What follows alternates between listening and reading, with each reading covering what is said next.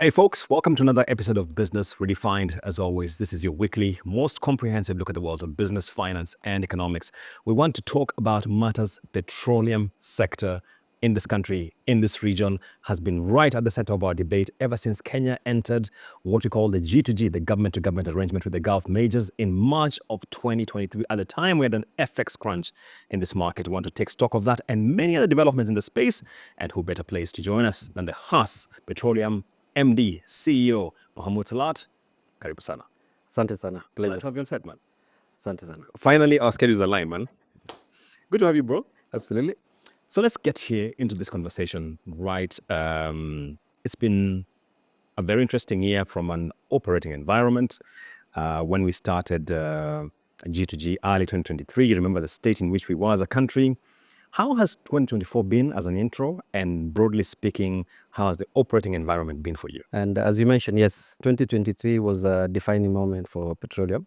And specifically at that point in time, all the geopolitics of what was happening in Russia and so on, and the impact it was having in almost all the economies. And Kenya not excluded, we were really struggling. And pre-G2G, we used to have the OTA system. OTS, open tender system. Open tender system. So open tender system implied the oil marketing companies will do proper tender. It was our responsibility to source for the dollars, and literally there was no availability of dollars. So at that point in time, there were two critical issues: availability of dollar, and then security of supply. So what G2G did, I would say, was timely. So the correct thing is the best thing that could ever happen. We got a scenario whereby we have deferred the fuel importation requirement as far as FX is concerned. This actually stabilized the market, and in 2024 now you can see the big difference. So I'll say the reaction by the government and the regulatory authorities at that point in time was timely and made a big difference as far as Kenya and importation of fuel to Kenya and the regions, using the port of Mombasa is concerned. So where I sit, that was the best thing that ever happened. But a lot now, we've just come off the combined 7th and 8th review of Kenya's program with the IMF. Yes.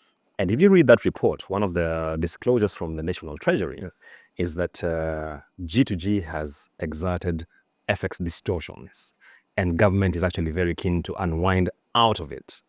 How do you see that path out of G2G, if at all it exists?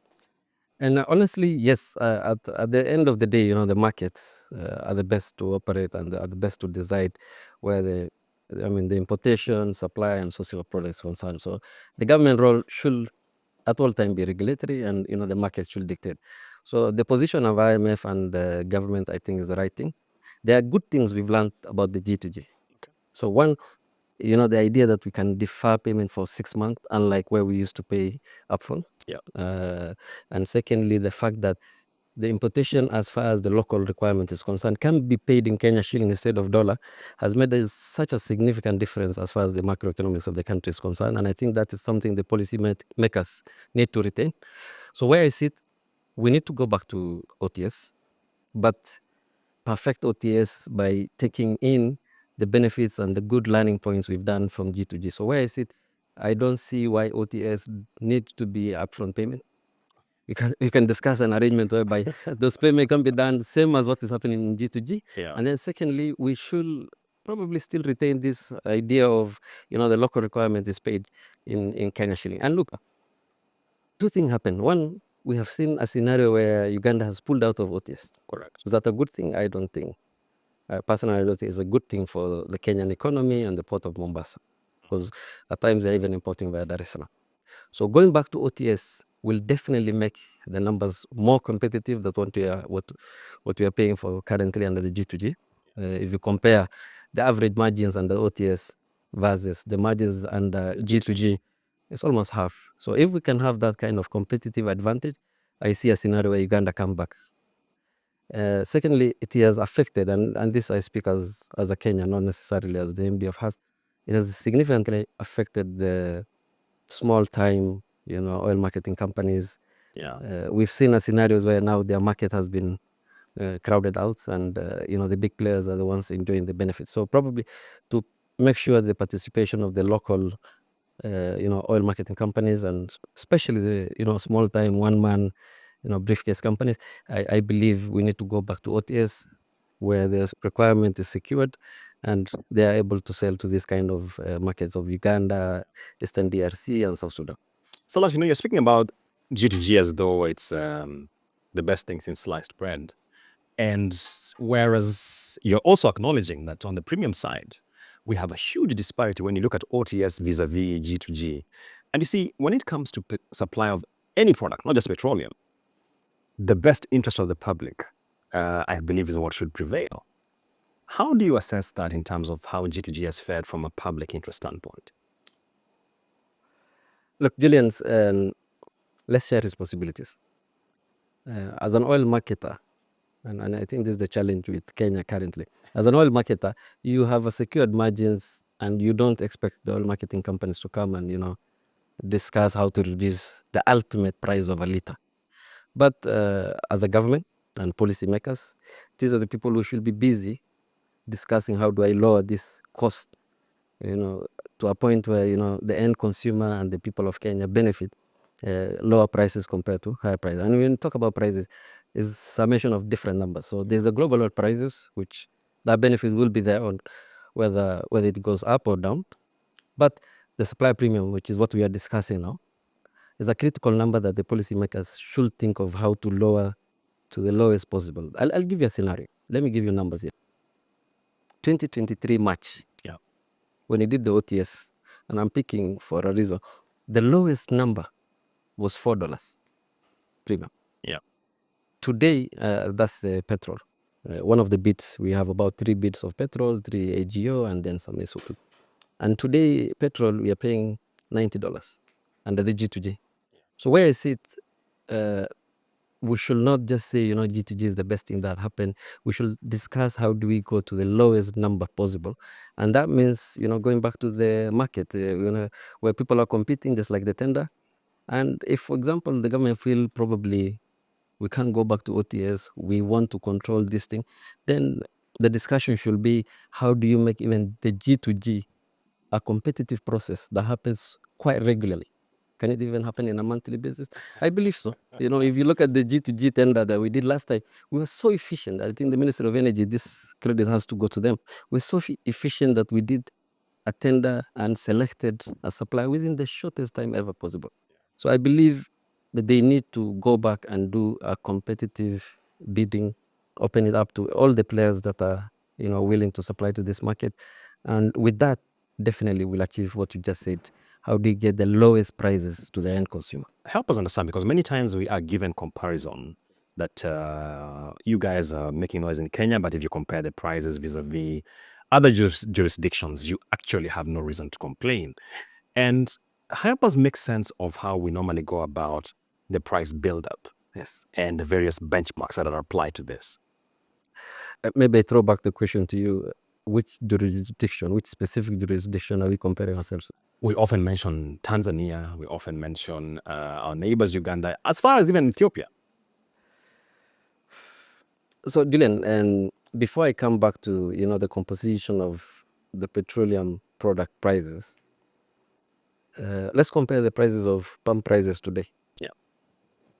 If one says we are cheaper than another region, it's not a subjective thing. It's something that you can tell, can confirm. So what happens is, if today and consumers across this region are very smart, intelligent people, so whenever they know the price in, say, Busia, Uganda is cheaper than Busia, Kenya, even before you say it's cheaper, you'll see influx of products from that region to, say, Kenya. Yeah. So the reality is, if you compare the palm prices today in Kenya, Uganda, to be specific, actually, in Kenya, Uganda, and Tanzania, you'll realize we are still the most expensive. The reason why is not necessarily how we are sourcing our product. It's a lot to do also with the taxes. So it's how we are sourcing our product, what premium are we paying for, plus what taxes are we charging in this region or in this country in comparison to another country. So what I can tell you for free is the differentials are not that significant. That's why you don't see much. I would say the most significant region in terms of price differential will be Ethiopia. Okay. And if you do a study and see what is happening in Moyale, Mandera, you'll see scenarios of product flowing in from Ethiopia to Kenya. Now the interesting part is Ethiopian importation process is similar to Kenya G2G. It's an annual competitive tender. Yeah. They don't call G2G. Forget about whether a government is involved or not involved. So they do an annual tender. They have a deferred payment similar to us. In fact, theirs is 365 days, almost a whole year. Wow. And the government, I think, in terms of taxes, quite lenient. So you see scenarios where the prices are the differential is significant between Kenya and Ethiopia, and that's where opportunities or risk of product flowing from Ethiopia to Kenya happens. Now, Tanzania, I think we need to be fair. Yeah. We need to compare like for like. Okay. So Kenya and Tanzania, for petrol specifically, we use different benchmark. Okay. We use the Mediterranean benchmark, they use the Arab Gulf. The difference between those two benchmark are at times very significant. You're talking about $60, $70 differential. Yeah. So the number that you have in a tender in Tanzania for petroleum, for example, Is not and like that for of like. Kenya, you have to add that number and say, am I comparing like for like? Secondly, in Kenya, in terms of importation and the vessels that we use the bigger vessel, what we call LR. So we use 85 KT, 100 KT vessel, 85 most of the time. In Tanzania, they use much smaller MR vessels, which carry up to half of that, 40, 45. And the freight differential, if you're bringing with a big vessel or a small vessel, can also bring such a significant difference. And lastly, what I will say is, in the price build-up between Kenya and Tanzania is also different. Yeah. So Tanzania is a whole pack. Once a supplier gives a number, that is the number. In Kenya, All the margins are everything is okay. is a ballpark. Yeah. But in Kenya, there's still some additional cost down there that the supplier still charges, finance costs, wharfage. So at times comes up to $15 per metric ton. So I think whoever is doing the comparison need to be very objective. Yeah. Take into account all these factors and then say, are we really cheaper or higher or more expensive? And for me, the biggest headache in oil prices is, even for me as an oil marketing company, if you come to me as a nation media and tell me, Salat, we want you to secure supply to us for the next 6 months and give us a fixed price, I can't. The dynamics, the factors that determine fuel prices are so immense, so huge. At times, go different direction. The correlations are, sometimes negative, positive. So the balancing act, nobody can give you a fixed number. So we are in a scenario where we have fixed our premium. For me, that's where the problem is. Yeah. So if you fix, then fix it for a short period so that you take the benefits and the risk, please, not always benefit, and the risk, because at times the geopolitics, whatever happened, they say the Russian-Ukraine war. Yeah. Russia is one of the second, it's actually the second oil producing nation. So if there's a disruption from the supply side, The prices ripple will go up. effects, yeah. It have a ripple effect. So these things happen quite often. We have the oil producing or oil exporting countries, OPEC. When they cough, when they sneeze, we actually catch the cold. So what happens is all these factors determine. So basis this, can you be in a scenario where you have fixed your numbers, like in our case for 9 months?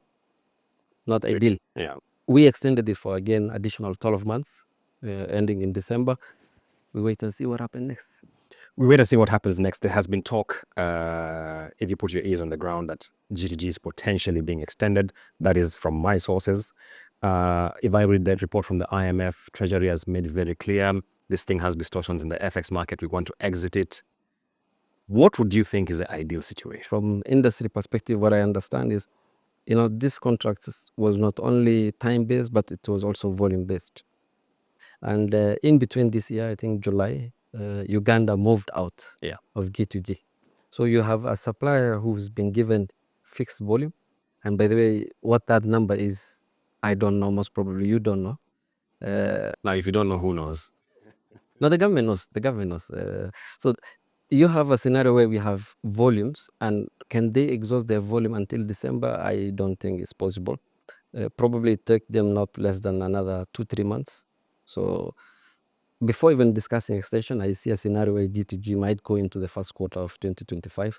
Beyond that, should it be extended? Where I sit as an oil marketing company, I don't mind. The margins, I mentioned to you, when I'm making decisions or when I'm giving you opinions, I have to give you one as a House MD, which is, the margins are secure. And that's why you will not hear a lot of noises from the oil marketing company. But the government of the day, and by the way, thanks to the broad base, we had a scenario where the Right Honorable last time was really critiquing the G2G and whether it's the best team.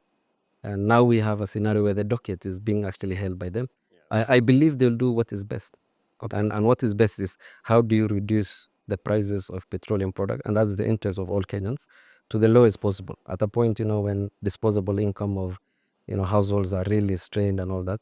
So I believe if there will be an extension, then it means upon a competitive bidding and us taking advantage of the prices. If you compare the premiums that we pay for today and what is in the market today, I think there's an opportunity to do a competitive tender and lower it. So, pump price regulation has been in this market since the FY 2009-2010, and some have argued that maybe a decade plus later, it's time to allow the forces of demand and supply to reign in the market. There are benefits that come with regulation. So what the government does, honestly, is set the ceiling prices. Yeah. But when you walk around, you see oil marketers giving as high as 4 shilling, 5 shilling discount. So the actual prices prevailing might not necessarily be the ceiling prices. I believe there are benefits. Luckily, as House, we operate in about 10 African countries. And in those 10 jurisdictions, we have instances where the pump prices are not regulated, as close as Uganda in Southern Sudan. Zambia as well. Now, Zambia does a bit of regulation. Okay. They set prices. Zambia, Rwanda do regulation, but they're at times they're done after 2 months and so on. It's kind of hybrid. And hybrid. And you cannot really get the input factor because they don't have the importation control. And here you are setting the prices. So what factors you use, sometimes selective and to the advantage of, the end consumer rather than the oil marketers. Where is it? It means once pump prices are not set, chances of competition and price undercutting will be there, and it's still there as we speak even. But the reverse could also happen, a scenario where oil marketing companies just put exorbitant margins, and the end consumer might be exposed. And I believe with that there is need for some element of regulation. So I'm always conflicted when I look at the petroleum distribution space, because on the one hand, we have the evidence of discounts, and the discounts are not coming from the majors, they're coming from, if I could call them mid-tier going downwards. But on the other hand, you have people who are complaining that our margins are really squeezed. Even meeting sometimes something like working capital becomes a challenge. How exactly is this market positioned? The myth is, as you said, it's not the majors who are giving the discount. Yeah. It's that local brand, that independent station that's owned by an individual actually giving a lower price. But what happens in Kenya? The Kenyan mentality, do you actually go to the discount? and by the way, Julian, let me ask you, where do you feel yourself? So without mentioning names, I think Yes. there's a whole myth in petroleum industry about quality and standard and so on, when in reality we all know the fuel importation is structured in such a way that the requirement of A, B, C, D comes in one vessel. Yeah. Goes into one tank called KPC. Yes. Yeah. But now when we take that product from KPC, take it to our station, you have Julian Cousin with one petrol station giving discount. And the underlying principle is very simple. The cost base of these small time players or local entities are much lower than the majors and the big players. So he can afford to give a discount. But a Kenyan and a Kenyan mentality, rather than going and saving those 2 shilling and buying from, you end up buying from where the prices are high. So probably there's a whole myth around petroleum and petroleum product that might be an interview for another day. It's a matter of optics. Absolutely. So now that we're on that tangent, Salan, one of the conversations in your industry is that the regulator one time proposed, why don't we have a framework where we have a minimum distance between fuel stations, because they were opening in a proliferated sense, and they argue the market is too fragmented. Maybe we need some consolidation. What do you think about that? Look, regulations are always welcome, and I know it's down to the best interests of Kenya and Kenyans, or sometimes local players in mind. So that discussion of the distance between stations, for example, is an active discussion that's happening between the EPRA and oil marketing companies. So one angle to look at it is, yes, there is no need to have one petrol station right adjacent to the other. It doesn't make sense to even those players who are actually putting that kind of investment. And if you look today at petrol station, it's not a petrol station. the consumer behavior has actually changed. So a petrol station is a mini supermarket, is a pharmacy, is your salon, is your everything else. So it's quite costly to sink that kind of investment right next to another. Then it means both of you are not really optimized. So the element of regulation that needs to happen. But the other angle to it will be existing players who have petrol station will be advantaged. So assuming in one of the discussion we talk about 5 kilometers. So if I have my petrol station in point A, Yeah. and you say next petrol station can only be 5 kilometers to point A, or even a kilometer for that matter, because it's still a discussion, as I mentioned to you, it means you're really benefiting. It becomes you're limiting entry of other players into the market. Barriers to entry. Barriers to entry, that's the Yeah. word I was looking for. It becomes a barrier to entry. So you need to do a balance between the two. Do the regulation, but don't limit, new entrants or small time oil marketing companies to come up, because at the end of the day, we also need to build our own brands. I see. Tell us about Haas and your positioning within this market from a competitive landscape standpoint. What are your plans? What have you done significantly, especially this year? Good. If you read even the journey of Haas, it's been a journey of identifying opportunities at a point in time and taking full advantage. Yeah. So the formation of this company happened in 1997. If you remember, 1997 is when El Nino happened. There's a disruption in the transportation industry. And we transformed this company from a transport company. At that point, it was just trucks, Yeah. to a petroleum company, because we saw an advantage and an opportunity where the majors were not willing to take product to certain locations. So that's what we did. Secondly, I'm just taking you through our journey. Yeah. Kibaki era had a significant impact in terms of the landscape of petroleum in this industry. So prior to Kibaki, there was a significant barrier to entry. There used to be KPRL.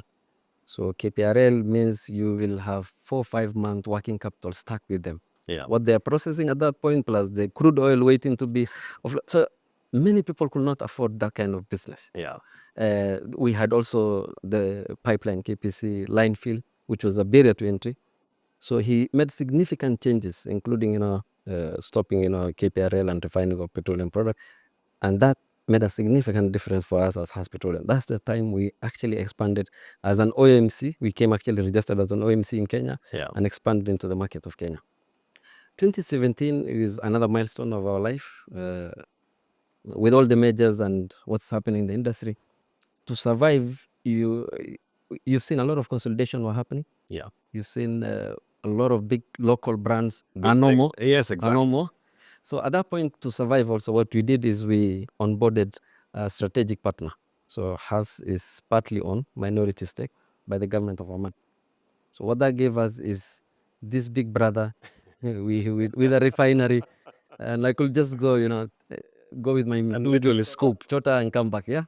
So that is what actually happened. But today, as you mentioned, is another point in time when we are seeing significant change in the landscape of oil and gas, and that's what I was telling you. A petroleum or a petrol station is not a petrol station anymore. You're talking about an investment of $2-3 million to actually put what the consumers are looking for. So what we want to do is position ourselves, and to position ourselves, we have onboarded brands like Chicken Cottage, Papa John's Pizza, Yeah. so that to make Haas Petrol Station your one-stop station where you get everything that you need. So we are also aware of all the pressures that is happening to fossil fuel. So we are thinking that direction of electric charging, so that when you bring your electric car, you're not worried going to Mombasa. In between, it can give you a charging port and so on. So these are the discussion, and these are the thoughts that are happening currently. I see. In case you lost, KPRL is a Kenya Petroleum Refinery Limited, and we've had other conversations around it. Maybe a story for another day. Speaking about the EV transition, how further down the road are you looking now to fully roll out this? I have my first EV port in charge in our Kasarani station. So I'm not talking about what we intend to do. We are actually already. But as I mentioned to you, it's always driven by the consumer. Yeah. So we have to see, how many EV vehicles are being imported, and these are data that we're very keen. So if I'm really pushed by the consumers to, do a proper rollout across all my stations, then so be it. I see. Yeah. So it could be something that happen. If I just put timeline, probably in the next 5 years, we'll see a significant difference in Okay. Yeah. And for your information, we were the first to put an autogas, that is LPG powered vehicle. So you've seen a lot of Bolts and Ubers using NCC. So our Rongai station was the first actually autogas station Interesting. done by the big majors. Yeah. You have a flight to catch and I have to run, so let's dial this down. LPG, and now that you've already touched on LPG, is one space where many players in this industry are struggling with the illegal refilling. How are you sorting that out? Honestly, EPRA has done fantastic job the last few months, or probably this year of 2024. Unfortunately, we are reacting to incidents, a big incident that I don't have to talk about it, which was unfortunate. So LPG, personally, where I sit is the future in terms of not only, for cooking, but even for powering motor vehicles and so on and so forth. So the idea now is the regulatory body EPRA here are discussing, how to handle this whole aspect of illegal refillers, illegal, at times legal, illegal. So you have a registered entity, but in terms of the infrastructure and what they put there, it's illegal. It's not properly approved by EPRA. So where I sit, I believe the regulatory authority plus, the local players in partnership with the local players are doing a fantastic job. And hopefully 2025, this might be a discussion of the past. And how is your cylinder footprint in the market? Look, and not only do we have cylinder footprint, we have one of the unique cylinders in the market. We've got a composite cylinder, the only cylinder that will tell you the level of your gas. We stop the surprises with our mamas. So we've got the composite cylinder. The composite cylinder has 3 critical features. You see the level of the gas, that is critical for us. Easy to lift, it's not like the metallic cylinder, and non-explosive. So we've actually tested it, put it in a fire, it doesn't explode. So it's time, I think, Kenyan consumers invest in that kind of cylinders, and at Haas petrol station and at our distribution points, readily available, non-combustive, it doesn't explode. See the level of the gas, very light. I don't understand why you don't have one at home. How do you know I don't have one? But anyway, as we close this conversation now, many Kenyans are complaining about squeezed wallets, disposable incomes are depressed. Are you seeing this in your consumption? And honestly, yes. So the data is readily available. Forget about us Haas. Yes, as Haas, we see a drop in our total, sales in country. But even as a country, the total consumption is squeezed, is dropping. And it's a lot of reasons in it. So one, as you mentioned, the disposable income. People are going through tough economic times. But equally, what we discussed initially, the price differential between ourselves and the region is a critical factor. So as a policymaker, you can come up with higher taxes as a way of raising taxes and increasing, the collection of the government. But if the correlation is negative, whereby the total consumption drops, then the absolute number that you collect might not be the same. So I think the assignment for policymakers is, how do you make sure you collect what you want to collect, but you don't price yourself out as far as the region is concerned. So if the palm prices differential between Uganda and Kenya is significant, then you have a trucker who will go deliver the goods in Uganda, but fuel full tank out of Uganda. So there's a volume and an element of volume that we're losing to our neighbors. Final question, and I have to keep this for the last one. You have a very liquid strategic investor, as you said. Would an acquisition be something on the table for you as you look to cement your presence in the market? Acquisition as of another player in this market? Look, in terms of growth, there are two ways to do it. The organic growth, where you're just increasing your petrol station and so on. But yes, as you mentioned, the discussion at my shareholder level is, at the right opportune time, if we get, this brand that can give us presence into regions and locations that we are not in, yes, we can. I see.